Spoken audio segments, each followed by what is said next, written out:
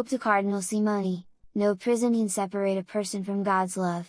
Pope Leo XIV sent a message to 97-year-old Cardinal Ernest Simoni, who yesterday morning, Friday 31st of July, presided over the Mass at the former prison camp of Spas, Albania, in memory of those who suffered or lost their lives there. During the communist regime, the Cardinal spent most of his 18-year sentence of forced labor in the camp, where he celebrated Mass in secret. No chain is strong enough to imprison a conscience enlightened by the Gospel, no night is so long that it can prevent the dawn the Lord prepares for His children, and no prison is deep enough to separate a person from the love of God.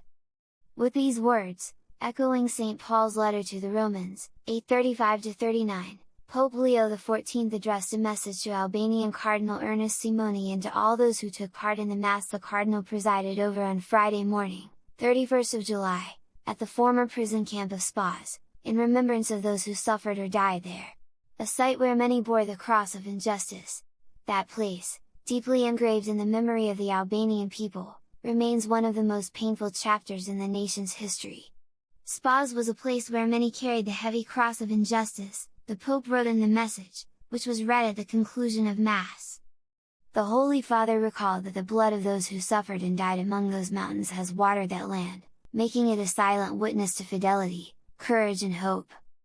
A witness to persecution under the communist regime, Cardinal Simoni, now 97, returned to the camp where he spent most of his 18 years in prison to celebrate the sacrifice of Christ, which transformed the cross from a sign of death into the promise of life, Pope Leo wrote.